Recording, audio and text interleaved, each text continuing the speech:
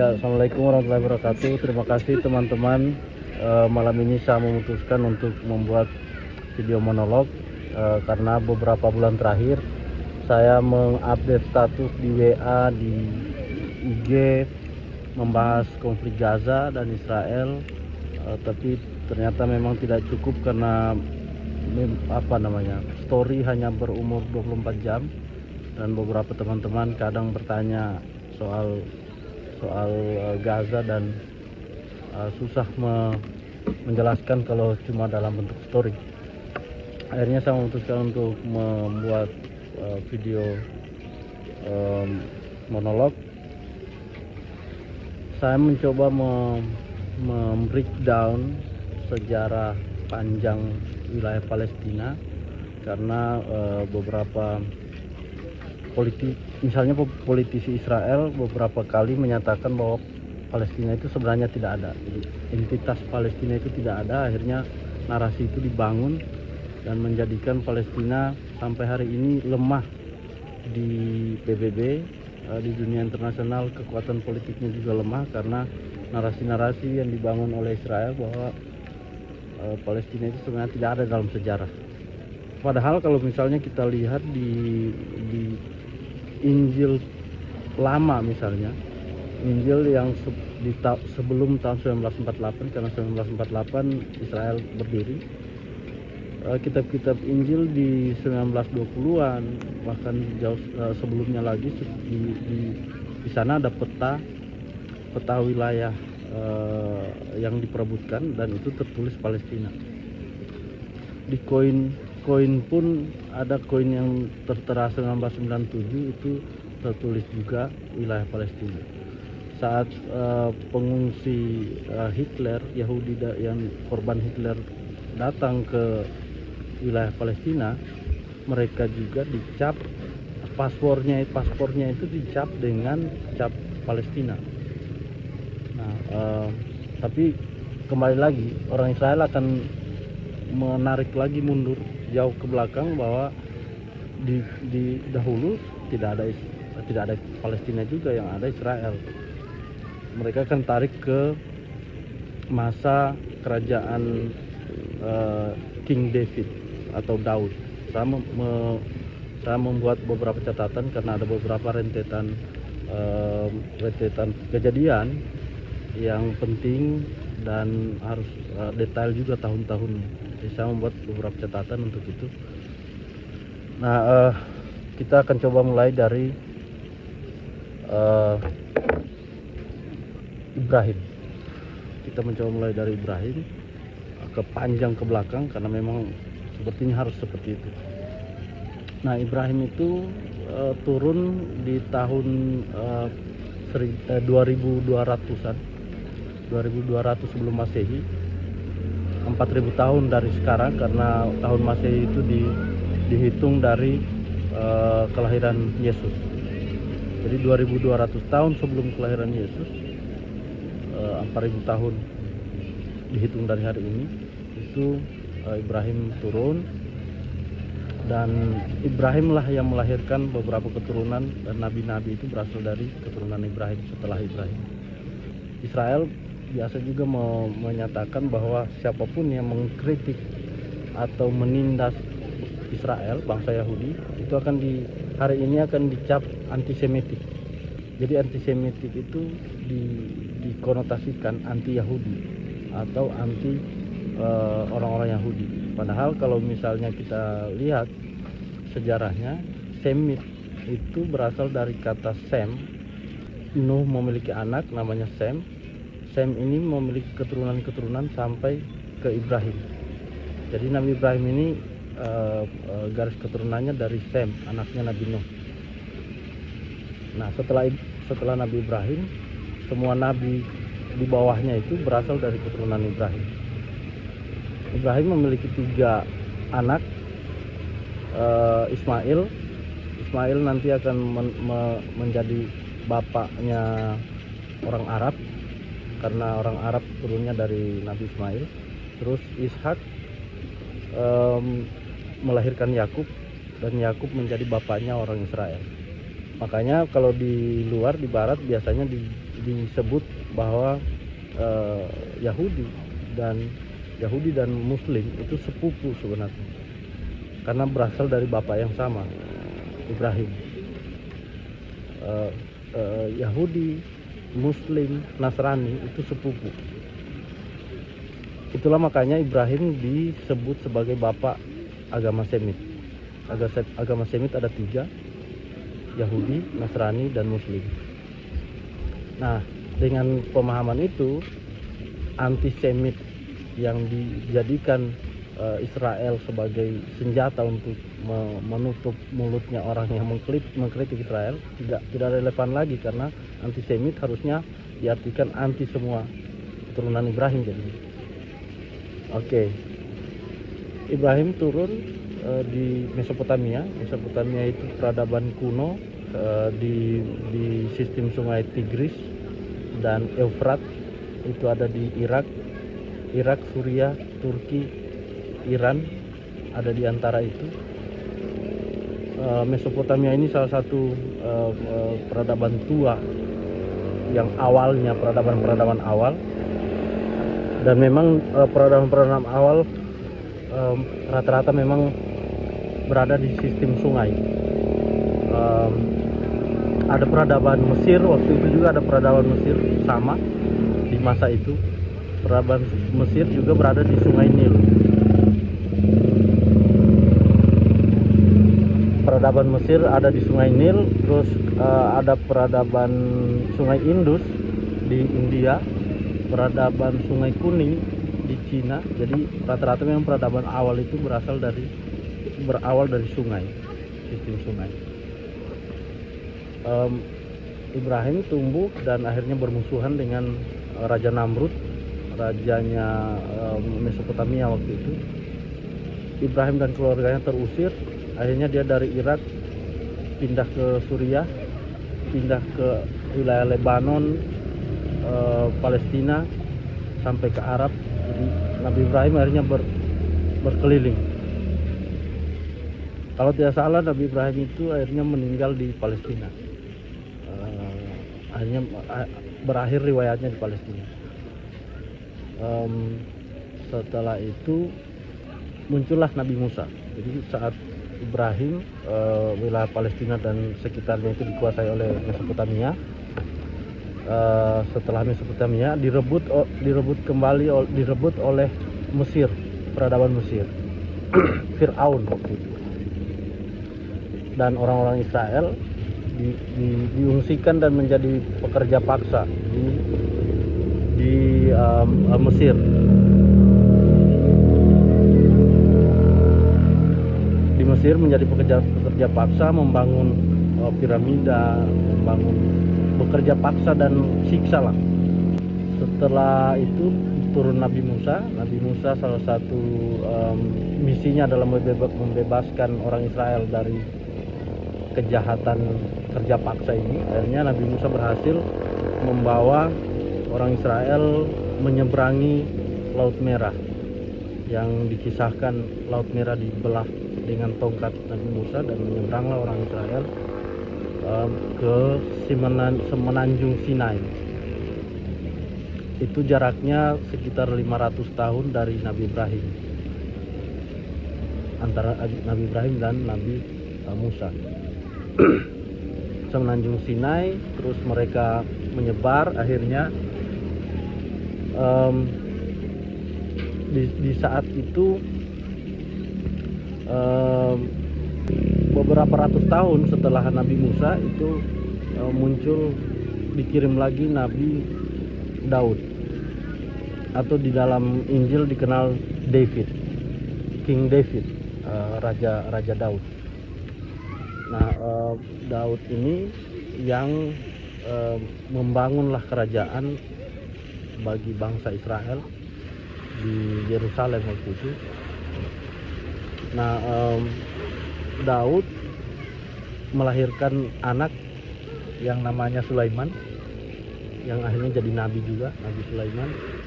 Di dalam Alkitab itu dicatat sebagai King Solomon. Jadi King David anaknya adalah King Solomon. King Solomon ini melanjutkan kerajaan ayahnya Nabi Daud. Nabi Daud ini membangun tempat suci, kalau dalam Islam itu tempat untuk dia beribadah kepada Tuhan, dan bersyukur karena waktu itu ada dikasih ujian. Kalau tidak salah ada kisah ulat di Nabi Daud itu. Nah, setelah itu kerajaan Israel, bangsa Israel punya kerajaan dan akhirnya hidup damai di sana sebelum bangsa Neo Assyrian masuk dan mengambil alih Palestina. Jadi Neo Assyrian ini adalah pecahan dari kerajaan Mesopotamia. Jadi Mesopotamia di masa Nabi Ibrahim itu melahirkan dua peradaban lagi, Neo Assyrian dan Neo Babilonia. Nah, Neo Assyrian akhirnya setelah Daud itu mengambil alih Palestina, kemudian Neo Babilonia dilanjutkan oleh Neo Babilonia, masih sama asalnya juga dari Mesopotamia tadi. Dan di masa Neo Babilonia ini ada yang namanya Raja Nebukadnezar. Raja Nebukadnezar kedua kalau tidak salah.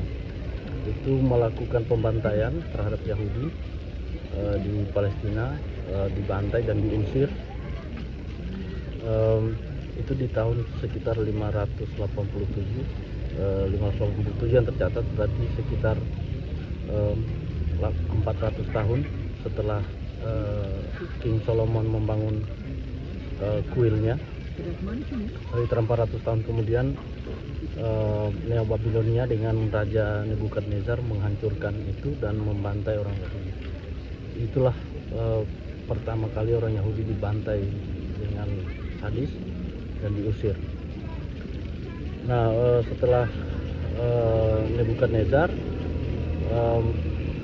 Persia, peradaban kerajaan Persia masuk menggantikan Neo Babilonia, dan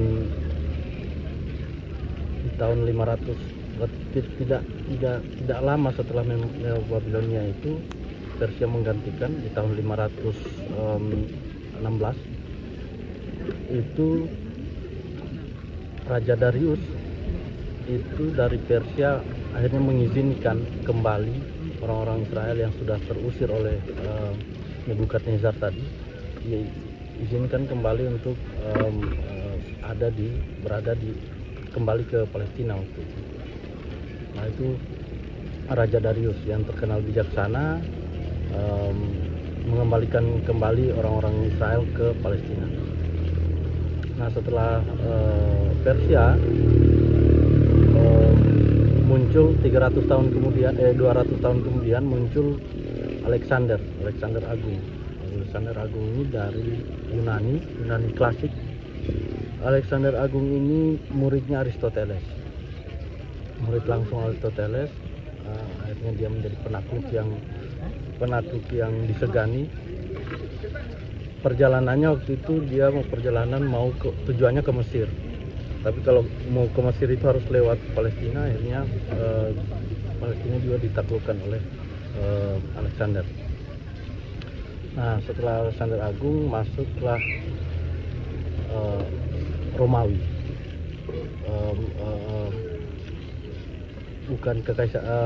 Republik Romawi.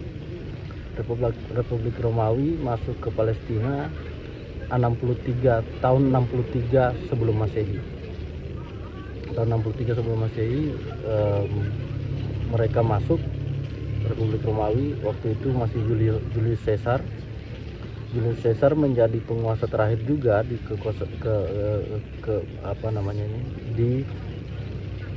Republik Romawi, karena setelah Julius Caesar meninggal, Republik Romawi runtuh digantikan oleh Kekaisaran Romawi. Jadi sebelumnya Romawi itu berbentuk republik, Julius Caesar meninggal berganti menjadi kekaisaran. Nah, disitulah awalnya Romawi menguasai Palestina dari tahun 63 sebelum Masehi, dilanjutkan oleh Kekaisaran Romawi. Di Kekaisaran Romawi ini banyak hal yang terjadi. Yesus disalib di tahun 30 Masehi, dia disalib. Terus itu di Kekaisaran Romawi.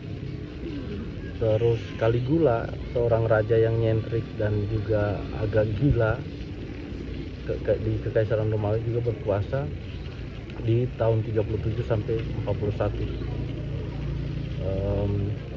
Terus berlanjut terus kekuasaan Romawi, Kekaisaran Romawi di Palestina. Akhirnya terjadi pemberontakan Yahudi pertama. Di Kekaisaran Romawi terjadi pemberontakan pertama Yahudi. Kekaisaran Romawi waktu itu dikalahkan oleh pemberontakan Yahudi waktu itu. Yahudi mengambil alih kota Yerusalem, tapi hanya berselang 4 tahun, tahun 70, tahun 66 pemberontakan pertama. 4 tahun kemudian, tahun 70, Romawi kembali lagi dan menguasai lagi wilayah Palestina. Nah, setelah itu tahun 132 terjadi pemberontakan kedua Yahudi. Pemberontakan Yahudi kedua ini berhasil ditumpas oleh Kekaisaran Romawi, dan disitulah terjadi pembantaian besar-besaran bangsa Israel oleh Romawi, karena pemberontakan itu berhasil ditumpas dan akhirnya dibantai dan diusir oleh Kekaisaran Romawi, orang-orang Israel dari Palestina, dan diharamkan untuk kembali lagi ke situ. Orang Romawi, Kekaisaran Romawi tidak mengizinkan mereka kembali. Di momen itulah momen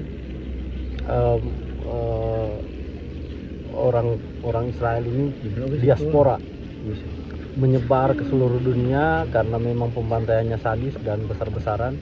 Mereka menyebar ke wilayah Asia Tengah, sampai ke Eropa, sampai ke Afrika, sampai ke Rusia malah. Mereka menyebar. Itulah diaspora Israel. Nah, kemudian Romawi akhirnya merosot waktu itu. Kekaisaran Romawi berpusat di Roma merosot. Akhirnya Raja Konstantinopel itu memindahkan ibu kota Romawi ke Bizantium. Disitulah momennya tumbuhnya kerajaan Kekaisaran Romawi Timur, karena Bizantium ini terletak di Turki. Jadi kota Istanbul hari ini dikenal dengan kota Istanbul. Dulunya itu namanya Bizantium. Dari Raja Konstantinopel dari Kekaisaran Romawi memindahkan ibu kota Kekaisaran Romawi dari Eropa, Roma, ke Istanbul. Nah, dari situ Istanbul akhirnya Bizantium akhirnya dikenal juga dengan Konstantinopel, yang diambil dari nama Raja Konstantin. Raja Konstantin juga yang akhirnya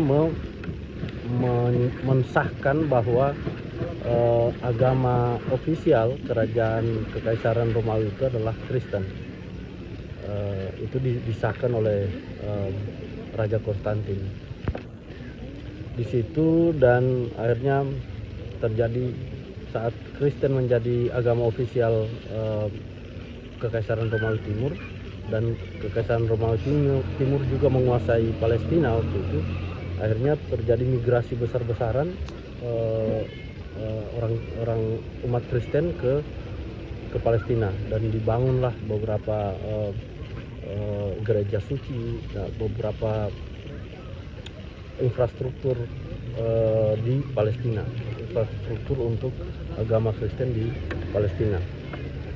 Nah, setelah itu kerajaan Romawi Timur ini akhirnya berseteru dengan Persia. Persia ini tetangganya, dari Bizantium dengan Persia ini berdekatan. Seteru ini berlangsung lama. Di antara seteru waktu berseterunya Persia dan Romawi Timur, lahirlah Islam. Tahun 610 Nabi Muhammad mulai menyebarkan agama Islam di Arab.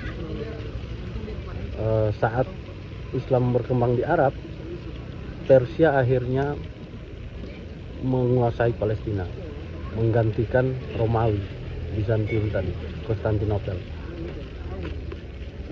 Persia menguasai Palestina, kemudian itu 614 Persia menguasai Palestina, terus 629 Romawi kembali menguasai Palestina, kembali mengalahkan Persia. Ini sesuai dengan ramalan Nabi. Waktu itu Nabi Muhammad sempat meramalkan bahwa Romawi akan mengalahkan Persia lagi, dan itu terbukti. Di tahun 629 Romawi akhirnya mengalahkan Persia dan menguasai kembali Palestina. Muslim waktu itu belum ada kekuatan apa-apa, masih antah berantah gitu. Yang kekuatan dominan waktu itu antara Persia dan Romawi Timur. Nah, Islam akhirnya berkembang terus. Nabi Muhammad meninggal, dia digantikan oleh sahabat-sahabat terdekatnya. Yang pertama Abu Bakar, kemudian Abu Bakar meninggal, digantikan lagi oleh Umar. Di masa Umar lah pertama kali Islam menguasai Palestina.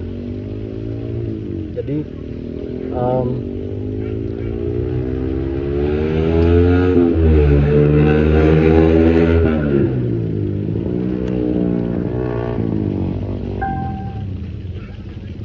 jadi setelah di mana tadi? Nah, jadi setelah Romawi menguasai, mengusir Persia dari Palestina, sebenarnya Islam pernah berhubungan dengan Palestina waktu perjalanan Nabi Muhammad dari Madinah ke Palestina untuk Isra dan Mi'raj. Tapi itu bukan perjalanan politik, jadi tidak ada perjalanan kekuasaan menguasai. Nah, tapi karena kita di kafe, jadi perlu kita perlu memaklumi beberapa suara-suara yang tidak tersetting. Nah,